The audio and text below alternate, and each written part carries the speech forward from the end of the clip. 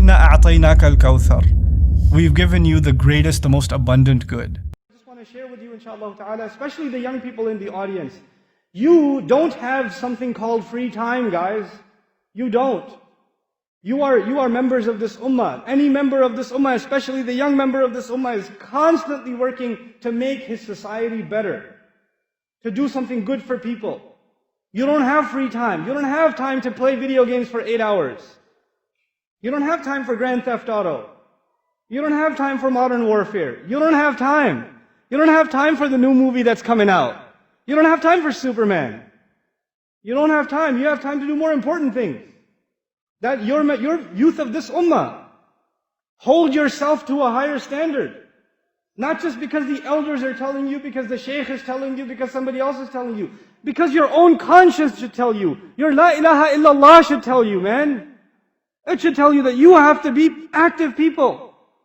That you will see corruption around you in society. You'll see youth that are getting away from Allah. Who do you think will invite them? Me? No, they don't. Those kids that don't come to the masjid. Those kids that don't come to any halaqat.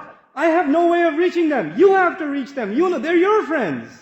They hang out with you, not with me. You gotta go to them. You have to be their du'at. You have to be an inspiration to them. So you have to make sure that you become a person of concern for those around you. Your friends. Don't just complain about your friends. Man, my friends, all they do is watch movies, this and that. Have you ever advised them? Have you ever given them something more positive to do instead? Have you been a good influence for them? You know? This is what you have to do. May Allah Azza wa Jal make our youth the leaders of this ummah. And may Allah Azza wa Jal make them role models for others who have gone away from Allah, to bring them closer to Allah Azza wa Jal. May Allah make all of you examples, good examples of Islam. So the non-Muslims who come to this country, they just see you and they say, man, I want to be Muslim. I want to be like that guy. I want you to be like that. That's the character you live by. Your honesty, your integrity, the way you carry yourself, the respect you show to others. You know, they just see that and they say, man, I want to be a Muslim. These Muslims have something special. This is what you have to become. Don't think you're going to give da'wah to non-Muslims by handing them a pamphlet, or giving them a website, or showing them a video. The real da'wah to Islam is the character of a Muslim.